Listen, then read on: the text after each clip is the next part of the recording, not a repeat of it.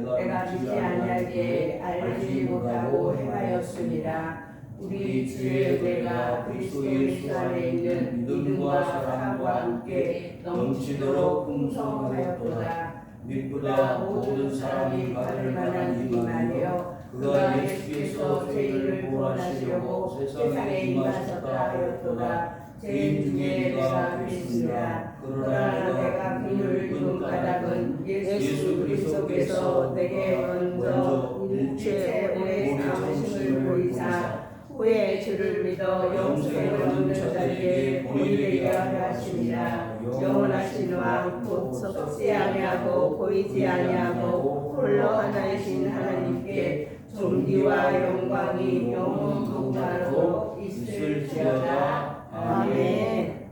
할렐루야. 아멘.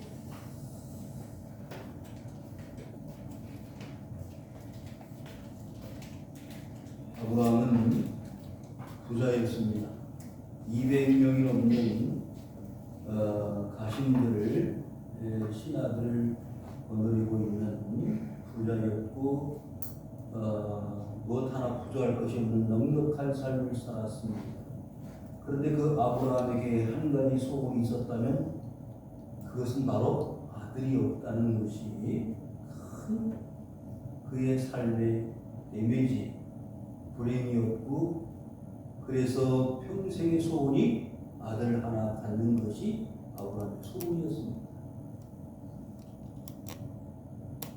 결혼해서 살면 쑥쑥 아이를 낳는 것이 뭐 그렇게 큰 문제가 아니라고 생각하는 사람이 있지만 아이를 못 낳는 그 가정의 아픔은 겪어보지 못한 사람은 알 수 없습니다.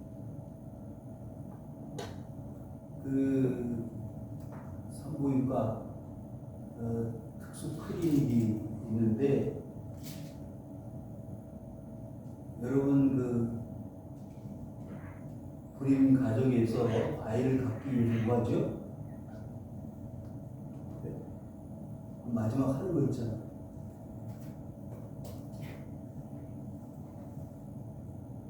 그 뭐를 봉사한다고 그러잖아요. 갑자기 생각이 안 나네. 예. 그래서 있는 방법 없는 방법 다 동원해가지고 아이를 가져보려고 애를 쓰지만 여의치 않을 때 그 신혼부부든지 결혼해서 뭐 3년, 5년, 10년, 7년, 8년 넘어가도 아이를 못 갖는 경우 그 가정은 절망하게 됩니다. 제가 무역자로 사역할 때 오랜 동안 아이를 갖지 못해서 그 고민하던 가정이 있었습니다. 그 집사님이 연세가 제법 40대가 넘는 걸로 그때 기억하는데 결혼해서 오랜 세월이 흘렀는데 아이를 못 갖는 거예요. 그래서 그 기도하는 가운데 하나님이 아이를 가질 수 있는 축복을 주셨어요. 그래서 아이를 낳았다는 말이죠. 그래서 여러분 아이를 갖는 것이 쉬운 일이기도 하지만 아주 어려운 일이라는 것을 우리는 주위에서 볼 수가 있습니다.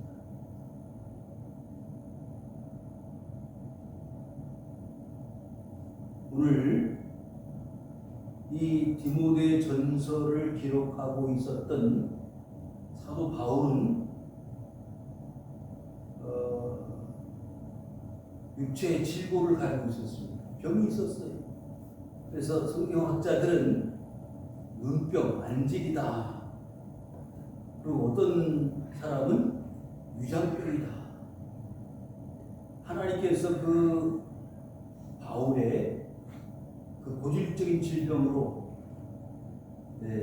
포도주를 쓰라 하는 말씀을 여러분이 보셨을 줄 아는데 이렇게 자신의 육체 때문에 질병 때문에 선교하는데 복음 전하는데 장애가 되어져서 하나님 이 질병을 좀 고쳐주십시오. 그것이 제 소원입니다.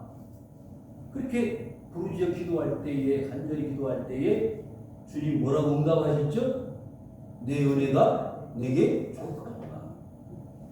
그 육체 가신 때문에 오히려 감사하는 주님의 명령을 응답을 받았을 때 그 바울의 마음이 어떠했을까? 아, 이 육체의 가시, 이 육체의 질병 때문에 내가 하나님을 더 신뢰하고 의지하고 복음 사역을 최선을 다할 수 있다면 오히려 나에게 이 육체의 가시, 질병이 축복의 통로가 되겠구나 라는 생각을 가지게 됩니다. 아브라함은 그로 인하여 마지막 100살에 가서 아들을 얻었지요. 사랑하는 성도 여러분, 여러분의 삶 속에 주님이 원하시는 소원이 있을 줄 압니다. 여러분이 원하고 또 우리 주님께서 원하시는 소원이 있습니다. 마태, 마가, 누가, 요한 복음을 우리 사복음서라고 말하죠. 사복음서에는 무엇이 기록되어 있을까요? 많은 말씀들이 기록되어 있는데 한마디로 말하면 우리 예수님의 소원인 하나님 나라 건설입니다. 하나님 나라 천국을 건설하는 것이 이 땅에 오신 예수님의 목적이었다는 것을 우리는 알 수가 있습니다.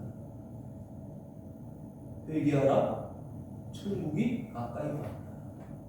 사랑하는 성도 여러분, 주님께서 오셔서 회개하라, 천국이 가까이 왔다고 외치셨을 때부터 지금까지 하나님의 나라는 만들어져 가고 있는 것입니다.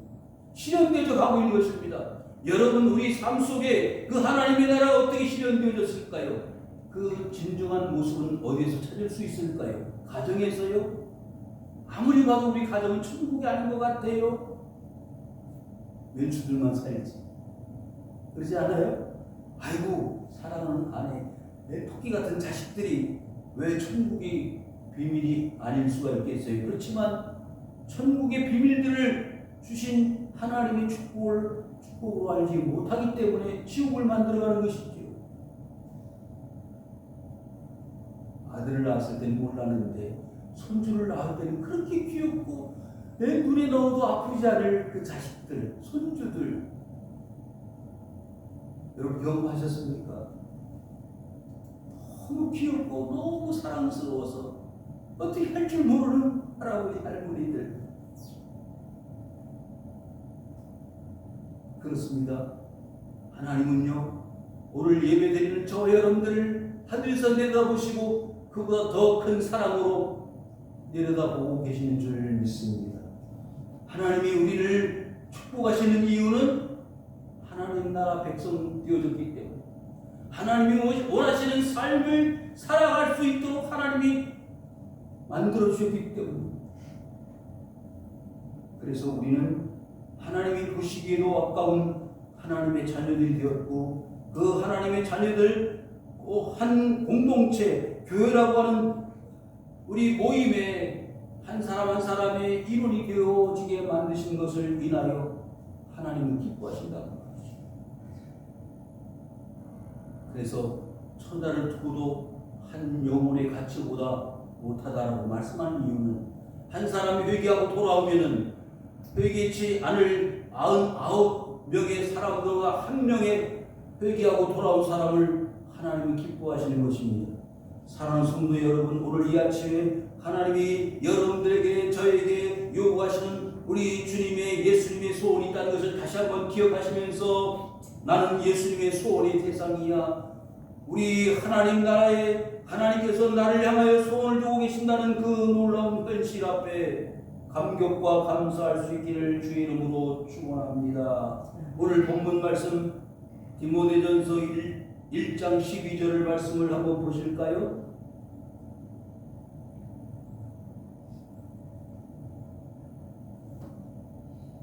나를 능하게 하신 그리스도 예수 우리 주께 그랬습니다.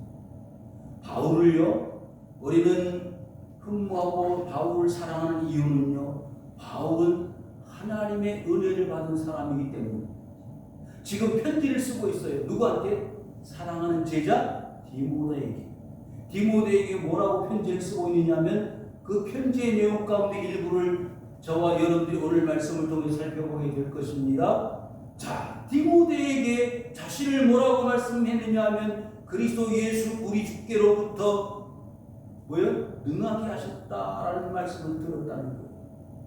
여러분, 능하게 하셨다는 말씀은요, 능력 있게 만들어 주셨다.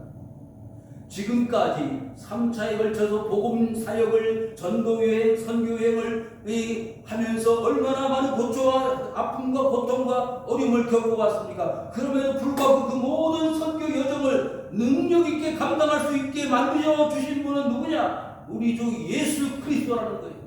많은 교회를 세웠고 많은 사람에게 복음을 증거하고 기적을 나타내고 복음의 역사에 큰 일을 감당했던 사람이 바울입니다. 그런데 그 바울을 만들어주신 분이 누구냐? 예수 그리스도라는 거예요. 사랑하는 성도 여러분, 여러분들이 하나님 앞에 나와서 예배드리는 이 현장은 그리스도 예수의 작품인 줄 믿으시기를 주 이름으로 축원합니다. 나는 예수 믿을 자격이 없었어. 나는 예수 믿을 사람이 아니었어. 그런데 내가 예수를 믿게 되었다는 것은 하나님이 그와 같이 계획하셨고 하나님이 나를 불러주셨기 때문에 감사한 일입니다. 여기 보십시오. 나를 충성되게 여겼다 그랬는데 충성되었다는 거예요? 충성했다는 거예요? 아닙니다. 충성할 수 있게 만들어줬다는 거예요. 충성하지 않았는데 충성하게 만들어줬다는 거예요. 바울 스스로가 충성했다는 말이 아닙니다. 사울아 사울아 네가 어찌하여 나를 박해하느냐? 나는 네가 박해하는 예수다. 다마스커스로 가는 길 노중에서 예수님께서 사울이라는 청년에게 나타나신 장면 아닙니까? 그러던 그 사울이라는 사람이 어떻게 바울 되어져서 주의 말씀을 전할 수 있는 직분을 맡을 수 있는 충성된 사람으로 만들어졌을까요? 그것이 놀라운 하나님의 역사입니다. 저와 여러분들은 바울이 이와 같이 하나님께서 바울을 충성되게 여기고 직분을 맡겨주신 하나님의 사역자로 만드신 것 이상으로 저 여러분들을 하나님께서 그렇게 사용하시고 싶으신 거예요.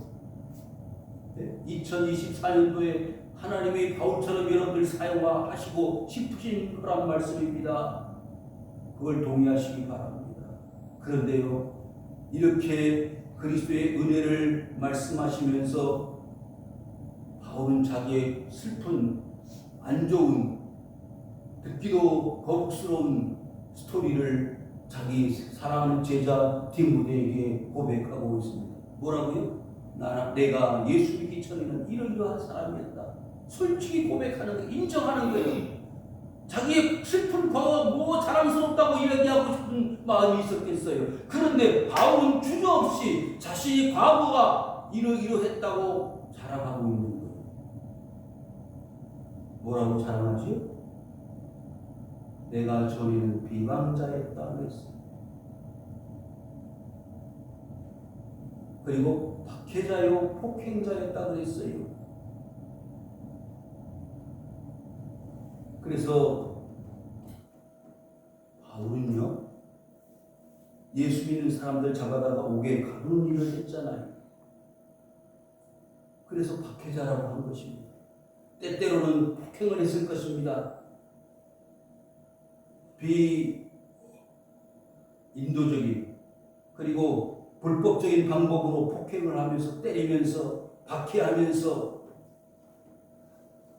그리스도인들을 잡아다가 대제사장들에게 그리고 그 당시 종교회의에 갔다가 그들을 회부했을 것입니다. 그러던 이 바울이 어떻게 이렇게 능력 있는 하나님의 사람이 되었을까요? 여호수아 1장 6절입니다. 강하고 담대하라. 내가 그들의 조상 때에 맹세하여 그들에게 주리라 한 땅을 이 백성에게 차지하게 하리라. 모세에 이어서 이스라엘 백성들을 지도할 지도자로 세움을 입은 누구요? 여호수아. 그 여호수아에게 강하고 담대하라고 했습니다. 사랑하는 성도 여러분, 이 바울도 이와 같이 하나님 은혜 가운데 비록 박해자요 비방자요 폭행자였지만은 하나님 예수 그리스도 안에서 복음을 전하는 자로 만들어 주신 것입니다. 창세기 3장 32장 28절에 그가 이르되 내 이름을 다시는 야곱이라 부를 것이 아니요 이스라엘이라 부를 것이니 이는 내가 하나님과 및 사람들과 겨루어 이기었습니다. 사랑하는 성도 여러분, 이와 같이 야곱은요 하나님 앞에 속이는 자, 사기꾼, 하나님 앞에 용서받을 수 있는 사람이 아니었어요. 그런데 주님은 그를 기어코 변화시켜 주셔서 하나님과 겨루어 이겼다라고 하는 이름 이스라엘이라는 축복을 허락하신 이유가 뭘까요? 야곱 자신이 지혜가 있어서요? 능력이 있어서요? 아니옵시다. 하나님이 능하게 하셨기 때문에, 하나님께서 그렇게 만들어 주셨기 때문에 가능한 일입니다. 마태복음 4장 19절에 말씀하시되 나를 따라오너라 내가 너희를 사람을 낳는 어부가 되게 하리라. 여러분들이 하나님 앞에 나온 것은요 누구의 은혜라고요? 하나님의 은혜. 하나님의 은혜가 우리에게 임재하였기 때문에 하나님이 우리를 능하게 하시려고 여러분들을 부르셔서 사람을 구원하고 사람을 온전하게 만드시는 하나님의 사역자 여러분들을 세우셨다는 것을 믿으시기를 바랍니다.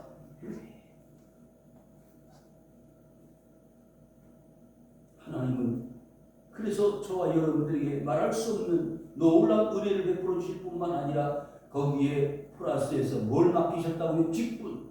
하나님이 세상을 구원할 모든 하나님의 일꾼들을 세우셨다는 것. 그게 복음 전도자입니다. 비록 비방자여 박해자여 폭행자였지만 신분의 변화가 나타났어. 그리스도 예수를 전하는 사람으로 만들어 주신 것입니다. 로마서 6장 23절에 죄의 삭은 사망이요 하나님이 주시는 은사는 그리스도 예수 우리 주 안에 있는 영생이니라. 여러분, 예수 믿고 안 믿는 차이가 얼마나 큰지를 분명히 보여주는 말씀 아닙니까? 예수 믿으면 뭐요? 은사 안에서 생명, 영생을 얻습니다. 그러나 불신, 믿지 않는 것은 결과가 사망이라고 했습니다. 그래서 하나님은 사울을 불러서 바울에게 만드셔서 그에게 하나님의 말씀을 전하는 사역자로 직분을 주신 이유가 되겠습니다. 여러분, 저와 여러분들을 사람을 낳는 어부가 되게 하시기 위해서 부르셨는데 그 이유는 뭐라고요? 우리가 예수 믿으면 영생을 얻는 것과 같이 우리가 나가서 복음을 전하고 말씀을 증거할 때 그들에게도 생명이 주어지고 영생이 주어지는 것을 기억하고, 그렇지 않으면 죄의 삭은 사망이라고 했으니까 죽는다는 것을 가르치기 위해서 예수님이 우리에게 뭘 주셨다고요? 소원을 주셨다는 거예요. 소원.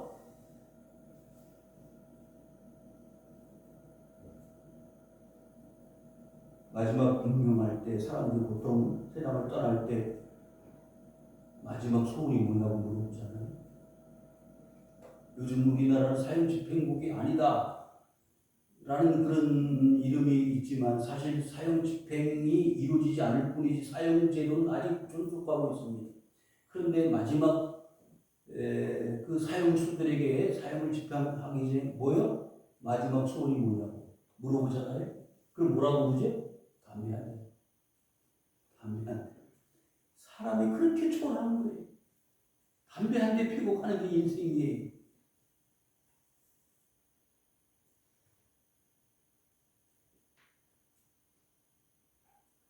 도리어 긍휼을 얻은 것은 내가 믿지 아니할 때에 알지 못하고 행하였습니다. 뭐 하지 못하고? 알지 못하고.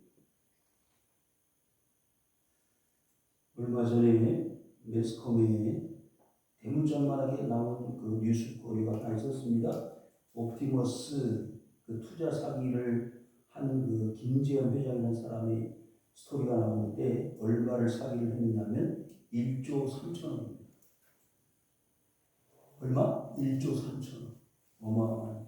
우리는 뭐 감히 가까이 할 수 없는 어마어마한 숫자인데, 그런데 징역 몇 년이 나왔느냐? 재판에서 징역 40년. 몇 년? 징역 40년. 그런데 플러스 3년이 추가됐어. 그럼 몇 년이요? 43년. 아마 50대가 넘는 걸로 알고 있는데 평생을 이제 감옥에서 따요. 근데 그 김재현 회장이라는 사람이 알았을까요? 뭐를? 내가 이렇게 투자 사기를 하면 잡혀갈 거라.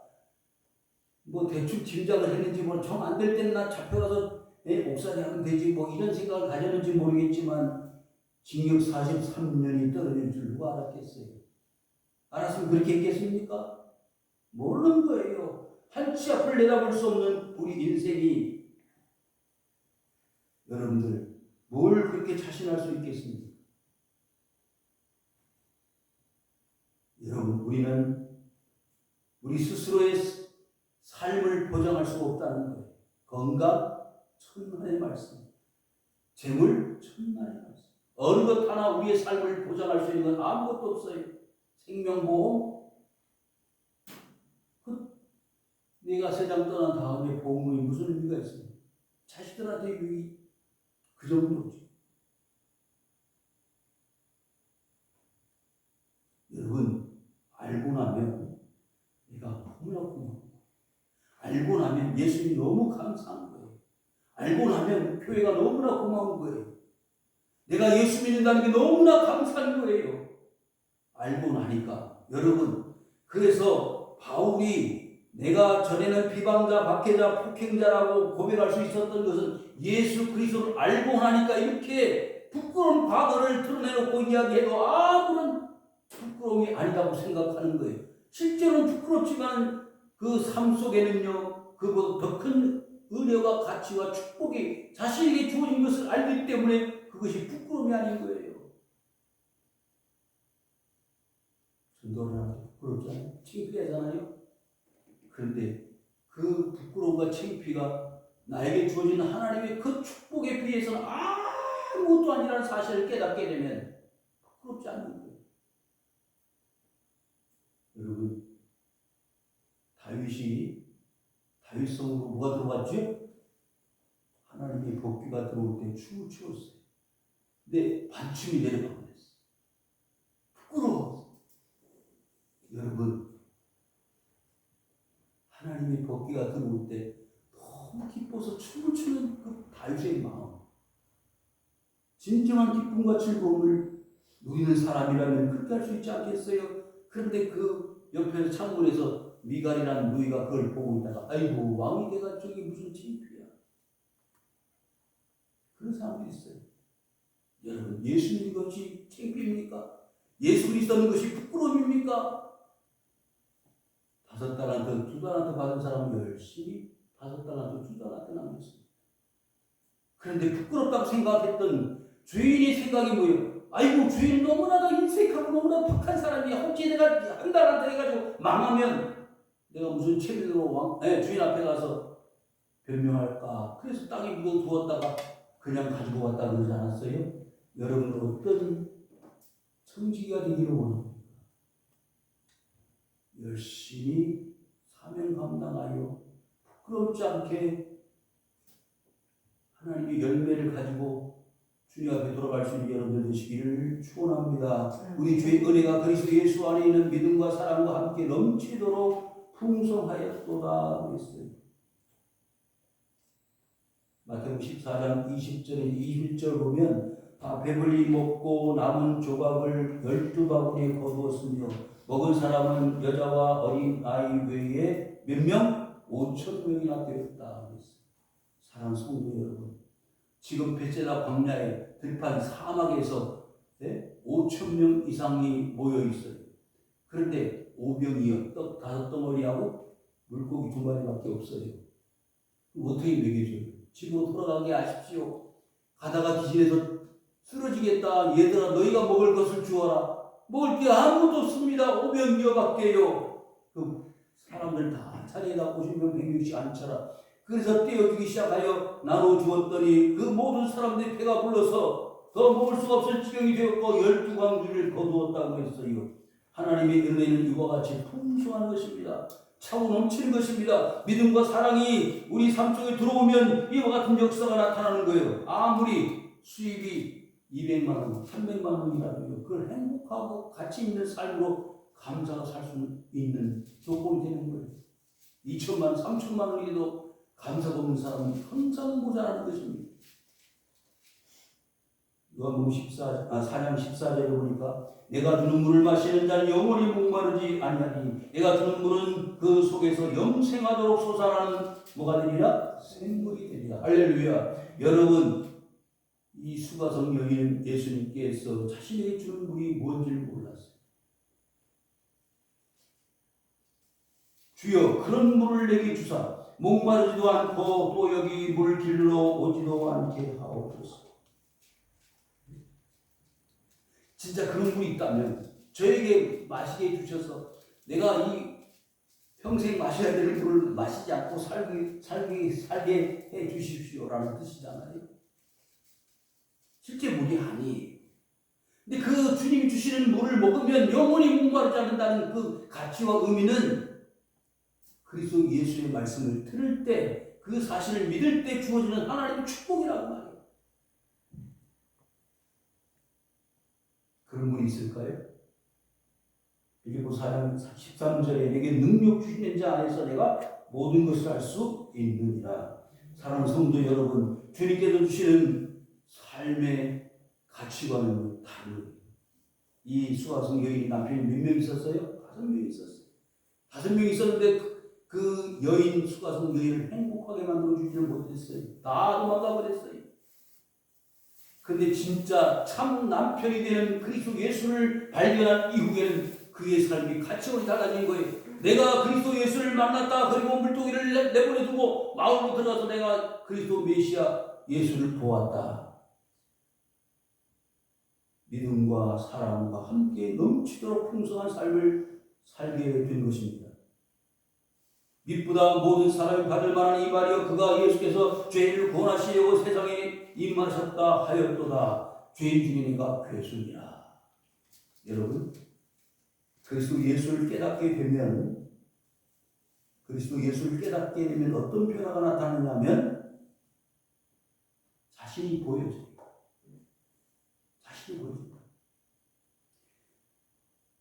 캄캄한 지하 시내 교회가 우리가 교회 시작할 때 교회가 있을 때 그 교회 옆에가 사택이었는데 이 사택 옆에 보면 저쪽으로 보면 창문이 있었어요. 그런데 햇빛이 반사가 돼서 들어와요.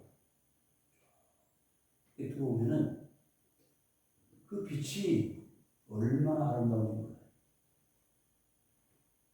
근데 다른 데는 다 깜깜한데 그 한 줄기 빛으로 들어온 그 빛이 보이는 데는 다 보여요.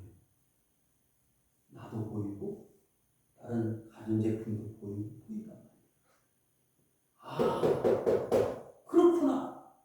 내가 주님 앞에 이렇게 보여지겠구나. 주님은 뭐예요? 요한복음 1장에 보니까 세상의 빛이고 세상의 빛이 빛이었으나 그 빛을 사람들이 알지 못하였다 그랬어요. 그러니까 세상의 모든 사람들이 받을 만한 그리스도 예수가 임하신 그 사실을 이 바울이 깨닫고 난 다음에 자신이 뭐였어요? 죄인이었다는 걸 깨닫게 됩니다. 괴수라는 걸 깨닫게 됩니다. 괴수라는 우두머리잖아요. 난 이 세상에서 제일 죄인 중에 우두머리가 나 자신이었다는 것을 알게 되었습니다. 그러나 내가 긍휼을 입은 까닭은 예수 그리스도께서 내가 먼저 일체오래 참으심을 보이사 후에 주를 믿어 영생을 얻는 자들에게 본이 되게 하려 하십니다. 사도행전 2장 38절에 베드로가 이르되 너희가 회개하여 각각 예수 그리스도의 이름으로 세례를 받고 죄사함을 받으라. 그리하면 성령의 선물을 받으리라. 여러분, 자신의 삶을 보게 되면요, 자신이 추하고 자신이 더럽고 자신이 구원받을 수 없는 죄인 중에 괴수와 같은 자신임을 발견하게 될 때 뭐 하면 돼요? 회개해야. 그래서 끊임없이 주님은 나를 회개시키려고 뭐 하셨다? 오래 참으셨다는 거예요. 평생을 참으십니다. 여러분, 성 어거스틴의 어머니 모니카가 아들을 어거스틴을 회개시키기 위해서 얼마나 많은 눈물로 기도했겠습니까? 그 어머니는 세상을 떠났습니다. 그리고 나서 그 어진 아들이 회개했습니다. 나 자신을 어머니께서 얼마나 회개케 하시기 위하여 기도하셨는지 그때 깨달았어요. 암브로시우스 감독이 설교할 때에 그 어진은 주님 앞에 복부라졌습니다. 사랑하는 성도 여러분, 우리 자신들이 그리스도의 예수의 은혜를 깨닫게 되면 어떻게 된다고요? 하나님 우리와 함께 하십니다. 영생을 얻는 축복을 주십니다. 여러분 사도행전 2장 38절 읽은 말씀에 뭐라 그랬죠? 성령의 선물을 받는다고 했어요. 진정한 하나님을 믿는 믿음의 사람들은 성령을 받는 거예요. 성령이 왜 중요하냐고요? 사도행전 2장에 보니까요, 예수 믿어왔다고 생각했던 제자들이 예수 믿었어요? 아닙니다. 몰랐어요. 예수님이 난 죽어야 된다, 죽어야 된다, 사흘 만에 부활할 것이다, 왜 주님이 저런 말씀하시는지를 도대체 모르고 그리고 따라다녔는데, 성령을 오순절 마가의 다락방에서 경험한 이후에 그리스도께서 왜 그 말씀을 하셨는지를 깨닫게 된 것입니다. 그래서 성령을 받아야 되는 거예요. 여러분 이 시간에 성령을 사모하시기를 주의 이름으로 축원합니다. 성령을 받으신 분들은 더 많은 충만한 성령이 임재할 수 있기를 기도하시기를 바랍니다. 17절 우리 다 같이 읽겠습니다. 시작. 영원하신 왕으로 썩지 아니하고 보이지 아니하고 홀로 하나이신 하나님께 존귀와 영광이 영원히 공가도록 있을지어다. 아멘. 여러분 이것이 주님의 소원이 이루어진 아름다운 창조입니다. 하나님 이런 하나님의 나라를 만드시기 위해서 예수님이 저와 여러분들의 소원을 다 가지고 계신다는 거예요. 뭐요? 썩지 않는다. 우리 몸은 썩습니다. 목사님 어떻게 우리 몸이 썩어요? 썩는 것이 부패돼가지고 뭐가 돼요? 암덩어리가 돼요. 썩지 않고 잘 배출하면 건강한 거예요. 여러분 요구르트 같은 거 많이 드시고 김치 많이 드시고 효소 작용을 해가지고 우리 몸속에 있는 그 독소들을 빼내는 작업을 해독작용. 여러분 우리를 썩지 않도록 해주시는 분 누구예요? 예수 그리스도입니다. 예수 그리스도가 어떻게 해요? 보이지 않습니다. 그리고 하나님과 하나가 되십니다. 그리고 존귀와 영광이 영원히 무궁하신 분이 예수 그리스도입니다. 그 예수 그리스도를 오늘 저와 여러분들에게 가르쳐 주시고 보여주시고 있는 것입니다.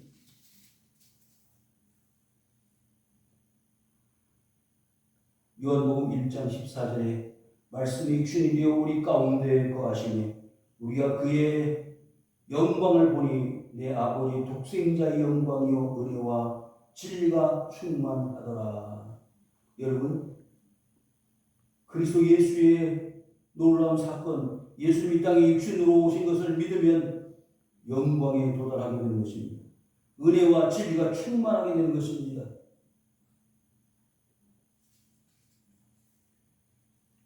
마지막 말씀 전하겠습니다. 로마서 9장 3절에 보시면요, 바울은 평생의 소원이 있었어요. 사도 바울은 뭐가 있었다고요? 평생의 소원이 있었는데 로마서 9장 3절에 나의 형제 고욕의 친척을 위하여 내 자신이 정죄를 받아 그리스도 예수에게서 끊어질지라도 원하는 바로라. 아멘. 여러분 예수 믿는 식구들 형제들이 얼마나 감사한지. 아직도 예수 안 믿는 친척이 있고 형제가 있는 사람은 얼마나 마음이 부담감입니다. 우리 아들이 예수 믿어야 되는데, 우리 부모님이 예수 믿어야 되는데, 내가 하나님 나라 생명책에서 이름이 없어지고 그들이 구원받을 수 있다면 그것이 차라리 낫겠다. 왜? 그리스도 예수의 구원의 가치를 알기 때문에 그렇습니다.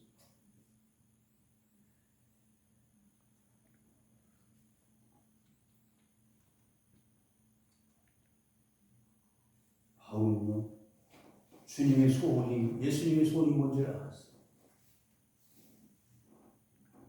그래서 제자들을 향해서 디모데에게, 그리고 모든 그리스도 예수의 말씀을 듣는 성도들에게 이와 같은 디모데 전서에 이 오늘 본문의 말씀을 전하면서 부끄러운 과거를 이야기하면서 나는 죄 중에 괴수로 갔다.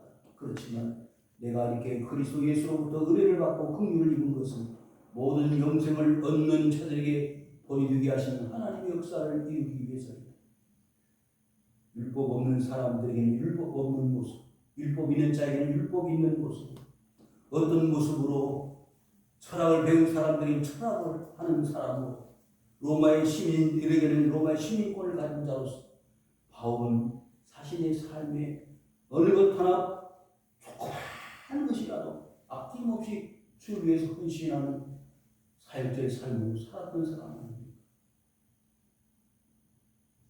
그래서 예수님의 소원을 이루어드렸던 위대한 인물이 사도 바울입니다. 여러분, 2024년도 한 해 동안 우리가 해야 할 일이 많이 있지만 그 가운데서 예수님의 소원, 예수님이 바라고 원하시는, 나를 향하신 하나님의 원하시는 바가 있다면 하나라도, 아니 10분의 1, 1000만분의 1이라도 이루어질 수 있는 그와 같은 은혜가 임할 수 있기를 주의 이름으로 축원을 드립니다. 하나님 아버지 하나님 고맙습니다. 오늘까지 저희를 긍휼을 베푸셔서